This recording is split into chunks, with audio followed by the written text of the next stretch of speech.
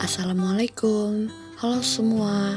Saya Hasana dengan NIM 2110128222007 dari Prodi Pendidikan IPS Fikip ULM. Di sini saya akan mengajak kalian untuk mengenal tentang budidaya tambak ikan lele dengan pembelajaran lingkungan hidup. Seperti yang terlihat, lahan basah merupakan ekosistem peralihan antara ekosistem perairan dan ekosistem daratan. Adanya kedominasi rejim air dan adanya tanaman hidrofita yang mempunyai daya adaptasi yang baik terhadap kondisi lahan yang senantiasa jenuh atau tergenang air. Lahan basah terbagi dua, yaitu lahan basah alami dan lahan basah buatan. Terdapat beragam cara untuk pengelolaan tambak ikan lele, diantaranya yaitu teknik budidaya secara tradisional, semi-intensif, dan intensif. Usaha budidaya yang dilakukan adalah pembesaran ikan lele. Kolam yang digunakan adalah jenis kolam tanah dengan ukuran yang beragam. Lahan yang dapat digunakan untuk budidaya ikan lele dapat berupa sawah, comberan, kolam pekarangan, kolam kebun, dan gelombang.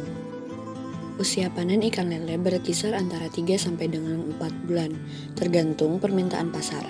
Kualitas benih yang digunakan sangat berpengaruh terhadap tinggi rendahnya tingkat produksi yang dihasilkan. Pakan yang digunakan terdiri dari dua jenis, yaitu pakan yang tenggelam dan pakan yang terapung. Beberapa kendala yang dihadapi dalam usaha budidaya ikan lele adalah permasalahan terkait ketersediaan input produksi, seperti benih, pakan, dan permasalahan yang terkait kestabilan harga jual.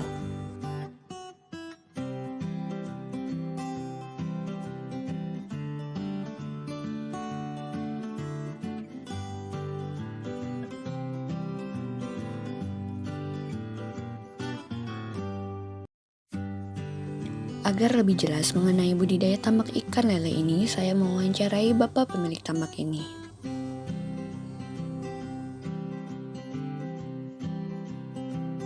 Assalamualaikum Bapak, ini Ulun Hasanah, mahasiswa dari Universitas Mangkurat, izin mewawancarai Pian terkait tambak ikan lele yang Pian kelola ini.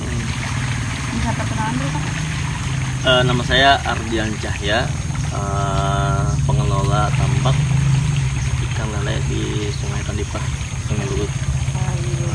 Sejak kapan Pak Pian membudidayakan ikan ini? Untuk budidaya kurang lebih sekitar masih 6 bulan, kurang lebih 6 bulan dari awal tahun kemarin. Apakah pernah ada kegagalan panen atau tadinya? Kalau gagal panen sejauh ini masih belum ada, tapi kalau untuk tingkat kematian itu pasti ada, karena kan lele ini kan ikan kanibal, jadi kadang-kadang kalau kematian itu pasti disebabkan dimakan lele yang lain, misalkan kalau cuaca hujan itu biasanya tingkat kematian lele ini lebih meningkat daripada biasanya. Bagaimana Pak pemberian pakan untuk budidaya ikan ini? Kalau pakan kita sementaranya pakai full pellet atau bama pabrik. Jadi lele ini kami makan itu satu harinya sekitar 2 atau sampai 3 kali, pagi, siang, sama malam. Oh iya. Kalau misalkan untuk pemasarannya bagaimana Pak? Pemasarannya sudah cukup baik, soalnya kan tengkulak atau pengepul itu sudah langsung datang ke sini. Jadi kalau misalkan siap panen itu mereka ini pesannya misalkan 10 kilo, jadi kami sudah bisa menyediakan 10 kilo. Oh berarti sudah siap ya Pak? Sudah siap. Jadi langsung angkut saja? Langsung angkut. Kalau misalkan ini ada limbahnya apa? Kalau limbah di sini kan kebetulan air ini kan keluar masuk, jadi kan air ini hidup. Bisa jadi untuk surut limbahnya itu amoniaknya itu tertandak. Tapi kalau misalkan air itu keluar masuk, kadang-kadang kan perubahan pergantian airnya, nah itu aman-aman aja, nggak ada limbah. Terakhir nih Pak, apa yang memotivasi Bapak untuk terjun ke dunia tambak ikan ini? Motivasi biasanya awal itu hobi. Pertama hobi, tapi semakin kesini bisa menjanjikan tergantung permintaan pasar.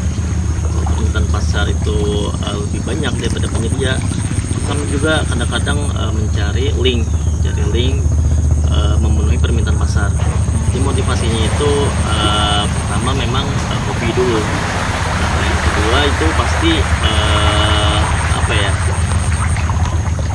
untuk omset. Untuk omset itu alhamdulillah lumayan.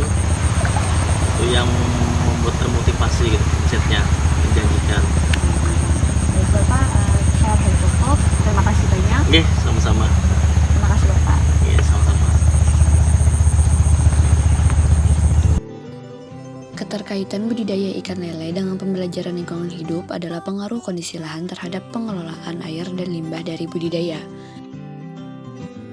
Limbah pakan dan feses dalam wadah budidaya dapat ditekan dampak racunnya melalui penambahan mikroba yang dikenal dengan probiotik. Limbah organik dari sisa pakan dan feses ikan merupakan unsur hara bagi berbagai tanaman darat.